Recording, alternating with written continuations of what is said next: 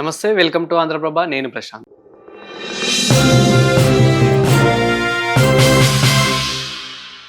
ప్రస్తుతం gold and silver రేట్లు ఏ విధంగా ఉన్నాయి? రాబోయే రోజుల్లో ఇంకా ఏ విధంగా ఉండబోతున్నాయి? పెరుగుతున్నాయా? తగ్గుతున్నాయా? ప్రస్తుతం మార్కెట్ ఏ విధంగా ఉంది అని పూర్తి వివరాలు అయితే తెలుసుకుందాం. దీని గురించి అయితే మాట్లాడేందుకు ప్రస్తుతం మనతో పాటు బొడిగెల సాల్మన్ గారు మనతో పాటు ఉన్నారు. నమస్తే అండి. నమస్తే ప్రశాంత్ గారు.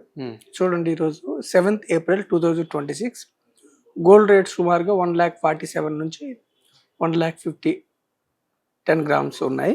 అయితే గోల్డ్ రేట్స్ షార్ట్ పీరియడ్లో వాలటిలిటీ ఉంటుంది. అంటే ఒక 5% డౌన్ అవ్వచ్చు, ఒక 5% అప్ అవ్వచ్చు వాలటిలిటీ షార్ట్ పీరియడ్. కానీ లాంగ్ పీరియడ్లో మోర్ దాన్ 1 year ఉంటే బుల్లిష్ ఉంటుంది, అంటే పెరుగుతుంది. మెయిన్ కారణాలు ఏముంటాయి? గోల్డ్ రేట్స్ మీద ప్రభావం చూపించే మెయిన్ కారణాలు ఏమిటంటే యుఎస్ ఇంట్రెస్ట్ రేట్స్. ఇప్పుడు జనరల్గా ఏంటంటే అమెరికా ఇంట్రెస్ట్ రేట్స్ పెంచితే ఎప్పుడైనా కానీ గోల్డ్ తగ్గుతుంది. ఎందుకంటే ఇన్వెస్టర్స్ గోల్డ్లో ఇంట్రెస్ట్ రాదు కాబట్టి ఇంట్రెస్ట్ వచ్చే దగ్గర మూవ్ అవుతారు పెద్ద మొత్తంలో ఇన్వెస్టర్స్. కాబట్టి అమెరికా వడ్డీ రేట్లు తగ్గించకుండా ఇలాగే ఉంచినా లేకపోతే పెంచినా గోల్డ్ రేట్స్ తగ్గుతాయి, అంటే ఫెడ్. రెండవది ఏంటంటే యుఎస్ డాలర్ స్ట్రాంగ్ ఉంటే గోల్డ్ రేట్స్ తగ్గుతుంది. ఇప్పుడు క్రూడ్ ఆయిల్ పెరిగి డాలర్ డిమాండ్ బాగుండి డాలర్ బలపడితే గోల్డ్ రేట్స్ తగ్గుతుంది. మూడవది ఏమిటి? ఇన్ఫ్లేషన్. ఇప్పుడు క్రూడ్ ఆయిల్ వల్ల ఇన్ఫ్లేషన్ పెరిగింది అనుకోండి, అన్ని దేశాల్లో క్రూడ్ ఆయిల్ పెరగటం వల్ల ఇన్ఫ్లేషన్ పెరిగింది అనుకోండి యుద్ధం వల్ల. ఇక్కడ మాత్రం గోల్డ్ సేఫెస్ట్ హేవెన్ అని జనరల్గా ప్రజలు గోల్డ్ని కొనడానికి ఇష్టపడతారు. మొదటి 2 కారణాల వల్ల ఏమో గోల్డ్ తగ్గొచ్చు, ఇన్ఫ్లేషన్ పెరిగితే మాత్రం గోల్డ్ పెరగవచ్చు. 3వ కారణం. 4వ కారణం ఏంటంటే జియో పొలిటికల్ టెన్షన్స్.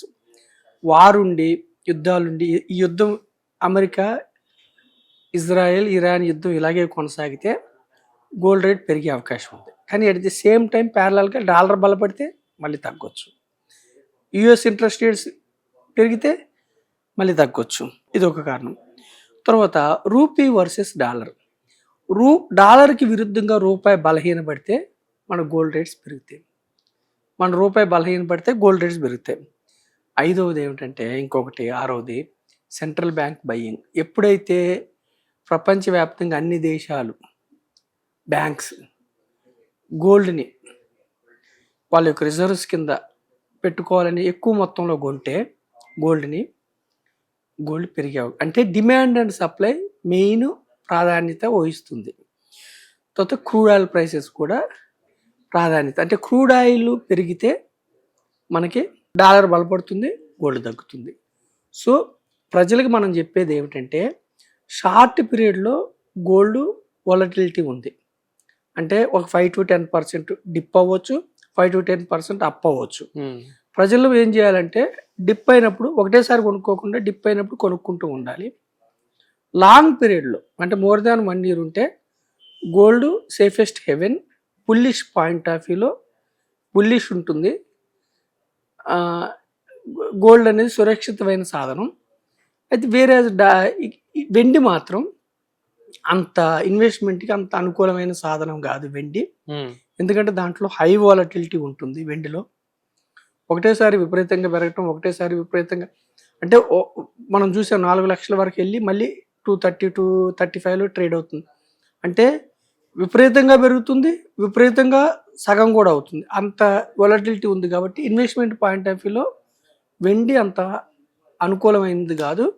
కానీ వేరే గోల్డ్ మాత్రం సేఫెస్ట్ హెవెన్. ఒక ఇన్వెస్టర్స్ వాళ్ళ యొక్క సంపదలో ఒక 10 to 15% గోల్డ్కి అలొకేట్ చేసుకుంటే మంచిది. సరే, అయితే ఇప్పుడు మీరు ఏవైతే ఆప్షన్స్ చెప్పారో, సో ఆ ఆప్షన్స్ ప్రకారం అయితేనే మనకి గోల్డ్ అనేది తగ్గుతూ ఉంది. అంటే మనకి ఇప్పుడు వార్ జరగడం కానీ, లేదంటే ఇక్కడ డాలర్ అనేది బలపడ్డా కానీ, లేదంటే ఇట్లాంటివి ఆ ఆప్షన్స్ ఉంటేనే మనకి గోల్డ్ రేట్ అనేది తగ్గుతుంది. కానీ ఇక్కడ మనకి అవి ఏం జరగకపోతే మనకి గోల్డ్ అనేది పెరిగే అవకాశాలు ఎక్కువ కనిపిస్తున్నాయి అనుకోవచ్చా?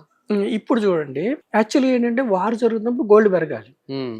కానీ ఇక్కడ కాంట్రాడిక్టరీ ఏమిటంటే, వ్యతిరేకం ఏంటంటే డాలర్ బలపడితే మళ్ళీ గోల్డ్ తగ్గుతుంది, క్రూడ్ ఆయిల్ పెరిగితే గోల్డ్ తగ్గుతుంది.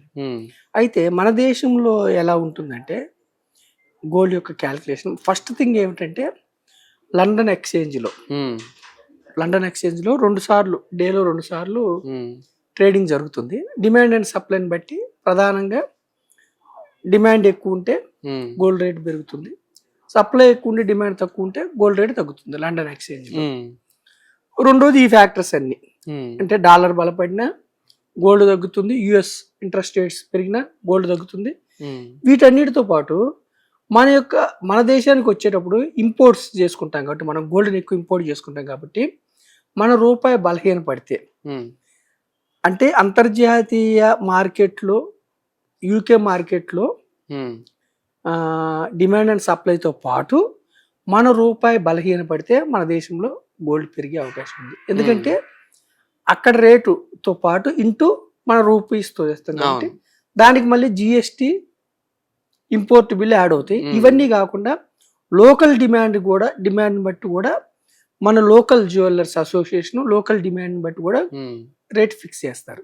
సో అంతర్జాతీయ డిమాండ్ అండ్ సప్లైతో పాటు మన దగ్గర రూపాయి బలహీన పడితే కూడా గోల్డ్ పెరిగే అవకాశం ఉంది, మన రూపాయి బలపడితే గోల్డ్ తగ్గే అవకాశం ఉంది.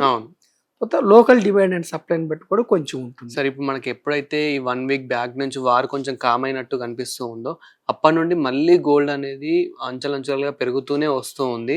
సో ఇంకా చాలా పెరిగే అవకాశాలు ఉన్నాయి అనుకోవచ్చు. అంటే ఇది కాస్త 1,60,000 దాకా 1,80,000 దాకా వెళ్ళే ఛాన్సెస్ ఏమైనా ఉన్నాయి ఇప్పుడు లాంగ్ పీరియడ్ లో? ఇప్పటికిప్పుడు షార్ట్ పీరియడ్ లో ఏంటంటే ఎయిదర్ ఆర్ పెరగొచ్చు తగ్గొచ్చు. షార్ట్ పీరియడ్ లో నో బడీ కెన్ ప్రిడిక్ట్, పెరగొచ్చు తగ్గొచ్చు.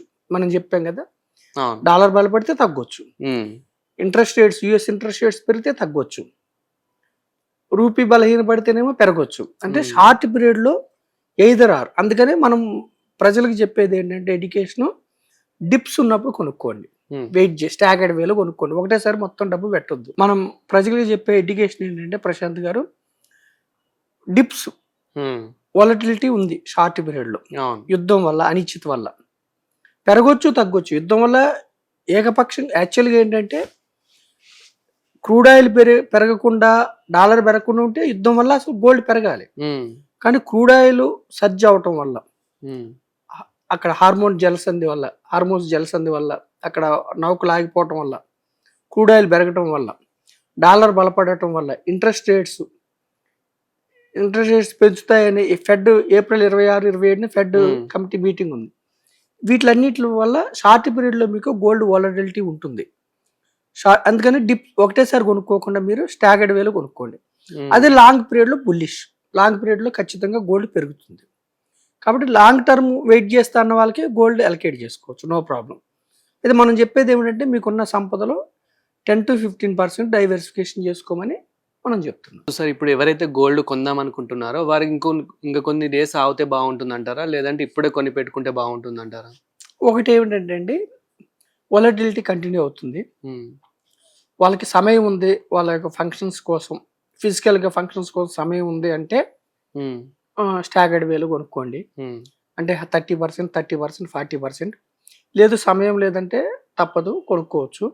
ఇన్వెస్ట్మెంట్ పాయింట్ ఆఫ్ వ్యూలో అయితే ఒకటేసారి పెట్టొద్దు, స్టాగర్డ్ వేలో పెట్టండి. ఇన్వెస్ట్మెంట్ పాయింట్ ఆఫ్ వ్యూలో ఎవ్రీ మంత్ కానీ ఈటీఎఫ్ల ద్వారా, సావరిన్ గోల్డ్ బాండ్స్ ద్వారా మీరు ఎవ్రీ మంత్ లేదంటే ఒక 6 months పీరియడ్లో 6 to 9 months పీరియడ్లో డిప్లాయ్ చేసుకుంటూ వస్తే మీకు మంచి ఇన్వెస్ట్మెంట్కి మంచి అనుకూలం.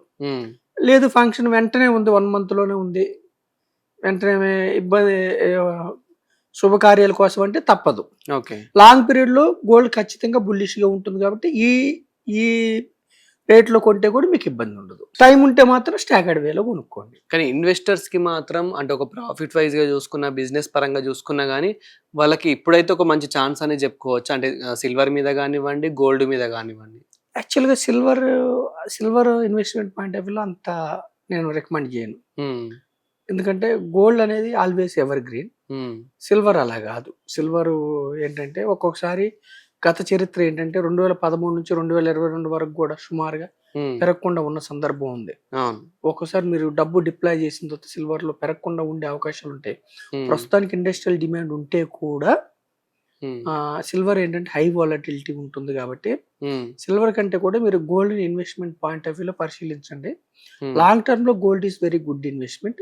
ఎందుకంటే ఇన్ఫ్లేషన్ కంటే ఎక్కువ రిటర్న్స్ వస్తాయి, సేఫెస్ట్ హెవెన్, ఈజీ లిక్విడిటీ, ఎప్పుడు కావాలన్నా మీకు డబ్బు డబ్బు రూపంలో మార్చుకోవటం ఈజీ. స్టేటస్ సింబల్ భౌతికంగా అయితే మనకు ఆనందాన్ని ఇస్తుంది. ఇన్వెస్ట్మెంట్ పాయింట్ ఆఫ్ వ్యూ అయితే మీరు వెంటనే ఎగ్జిట్ కావచ్చు. ఈటీఎఫ్లో అయితే మీకోసం మనం కొన్న డబ్బుకి ప్రతి రూపాయికి బ్యాకప్ ఉంటుంది. ఈటీఎఫ్లు అంటే గోల్డ్ ఫిజికల్గా డిమాండ్ అండ్ సప్లై మీకు అంతిమంగా ఏమిటంటే లాంగ్ రన్లో గోల్డ్లో మీకు మంచి రిటర్న్స్, ఇన్ఫ్లేషన్ దాటి వచ్చే రిటర్న్స్ అవకాశాలు పుష్కలంగా ఉన్నాయి. ఇప్పుడున్న పరిస్థితుల్లో గోల్డ్ రేట్ ఏ విధంగా ఉంది సార్? ఇప్పుడు పాజిటివ్ గానే ఉందనుకోవచ్చా, లేదంటే ఎక్కువ ఉందనుకోవచ్చా? ఈ రోజు అక్కడ కన్సాలిడేటెడ్ అవుతుంది. 146 to 150 ఉంది. యాక్చువల్గా ఏం చేస్తుంది, ఎందుకు కొంచెం గత కొంతకాలంగా గోల్డ్ పడిందంటే ప్రాఫిట్ బుక్ ఎవరు కూడా ఏంటి లాస్ట్ 1 year లో విపరీతమైన ర్యాలీ వచ్చింది గోల్డ్. ర్యాలీ వచ్చినప్పుడు పెద్ద బిగ్ ప్లేయర్స్, పెద్ద ఇన్వెస్టర్స్ ఏం చేస్తారంటే ఇన్స్టిట్యూషనల్ ఇన్వెస్టర్స్ కూడా ప్రాఫిట్ బుక్ చేసుకుంటారు. ప్రాఫిట్ బుక్ చేసుకోవటం వల్ల కావచ్చు, రకరకాల కారణాలు, 7-8 కారణాలు, డాలర్ స్ట్రెంత్ అని అవటం కావచ్చు, ఇవన్నీ కారణాల వల్ల రూపాయి విలువ పడిపోవటం వల్ల కావచ్చు, ఇంట్రెస్ట్ రేట్స్ ఏది మన ఫెడ్ ఇంట్రెస్ట్ రేట్స్ పెరగబోతున్నాయి లేదంటే అలాగే ఉంచుతారంటం వల్ల, కానీ ఇవన్నీ కారణాల వల్ల మనకి గోల్డ్ కొంత తగ్గింది. ఇది రీజనబుల్ వాల్యుయేషన్స్లోనే ఉంది ప్రస్తుతానికి.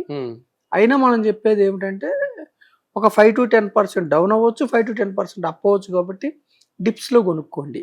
అంటే మీరు యొక్క అవకాశాన్ని వినియోగించుకోండి, డిప్స్లో కొనుక్కోండి. మీరు లాంగ్ పీరియడ్లో మీకు ఖచ్చితంగా పెరుగుతుంది. షార్ట్ పీరియడ్లో మీరు కొన్న తర్వాత 5 to 10% పడే అవకాశాలు కూడా ఉన్నాయి. 5 to 10% షార్ట్ పీరియడ్లో పెరిగే అవకాశాలు కూడా ఉన్నాయి. గ్లోబల్ సిచ్యువేషన్స్ బట్టి ప్రజలు అర్థం చేసుకోవాలి.